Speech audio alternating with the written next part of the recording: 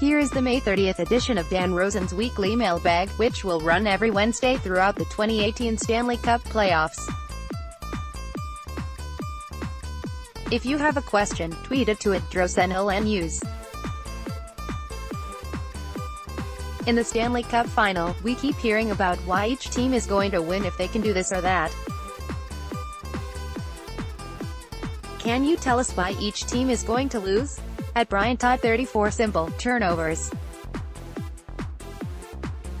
Not to mention goaltending, which was questionable in Game 1, the Washington Capitals had 2 turnovers turn into goals against. Capitals goaltender Braden Holtby allowed 5 goals on 33 shots, the most he has given up since Feb. 17. Vegas Golden Knights goaltender Marc-Andre Fleury wasn't much better, with 4 goals allowed on 28 shots. But the 2 plays I want to focus on are the turnovers that led to Vegas goals. Golden Knights defenseman Colin Miller pinched on the power play in the first period and kept the puck in against Capitals forward Chandler Stevenson, who has to make a harder play up the wall to get it out. Vegas forward Erik Haula retrieved the puck and got it back up to Miller, who walked in from the point and shot past Holtby to give Vegas a 1-0 lead 7:15 into the first period. Similarly, before Vegas defenseman Shea Theodore set up forward Tomas Nosek's game-winning goal at 9:44 of the third period, he kept the puck in at the left point when Washington forward Devante Smith-Pelly failed to clear it. The result was the Capitals going into scramble mode, and Theodore was able to thread his pass to Nosek for a one-timer in tight on the right side. That's a pass that should never get through but did. Flip it around, on Washington center Nicklas Backstrom's goal at 15:23 of the first period, the Golden Knights had a chance to get the puck out, couldn't do it, and 6 seconds later it was in the back of the net. Vegas defenseman Nate Schmidt said before the series he thinks the team that has fewer turnovers will win it. Washington forward TJ Oshie uttered a similar sentiment about puck management. And we all know how important goaltending is. Those are the biggest determining factors.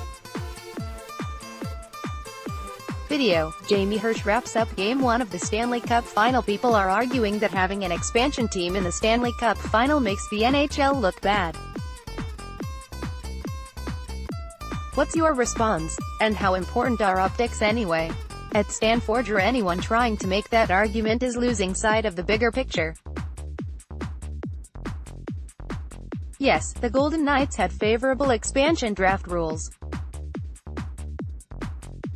Yes, they took advantage of teams in vulnerable positions and certainly did some excellent scouting to find value and talent teams either missed completely or were just willing to part with. That's on the other NHL general managers and scouting departments. If anything, though, it proves the league's talent pool is deeper than anyone previously figured it was. That's not bad. That's terrific. But most importantly, the NHL is in the entertainment business. That's the goal. Entertain. Get people to watch. Get people to fall in love with the game, the league, the sport. Get them to love it so much, they'll buy merchandise, buy tickets, become lifelong fans. How can anyone not be entertained and energized by what we've seen from Vegas throughout this season and in the Stanley Cup Playoffs, and especially in Game 1? The entertainment has been off the charts awesome. Las Vegas has become a great hockey town.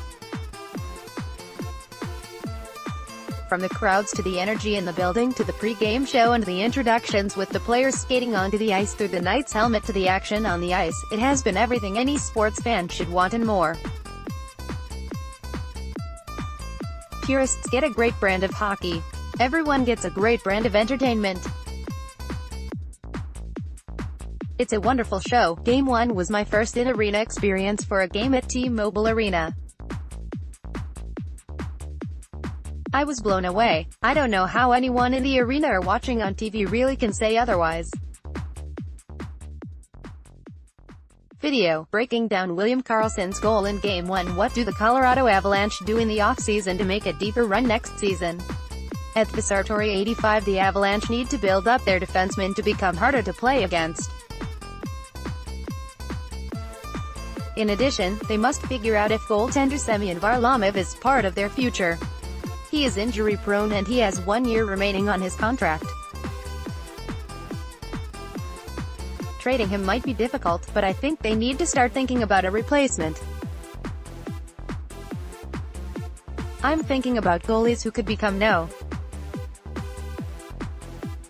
soon and need an opportunity. Philip Grubauer of the Capitals, Jonas Korpisalo of the Columbus Blue Jackets, or Malcolm Subban of the Golden Knights. But most importantly, Colorado needs to get deeper at defensemen.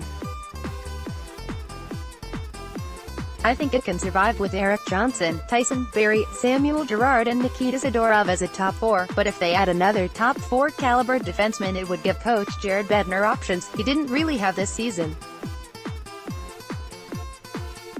Even a middle-to-bottom pair veteran would be an upgrade. Beefing up the D will help the Avalanche beef up their chances to get back in the playoffs.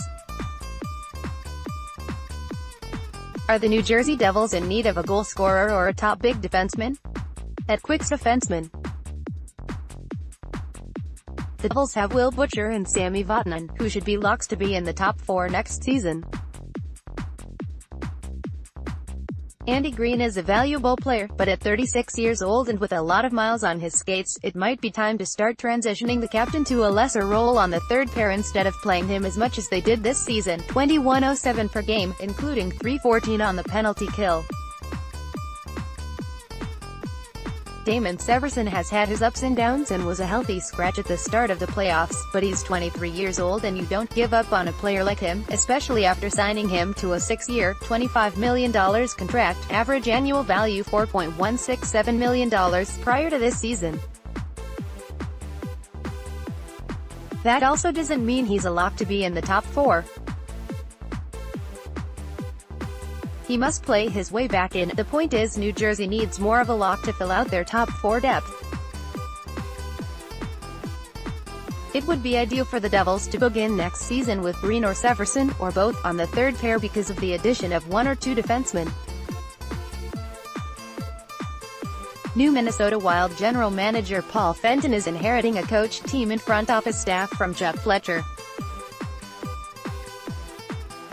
What does he need to do to have a successful draft in his first year as GM, considering owner Craig Leipold's mandate was tweaks, not rebuild?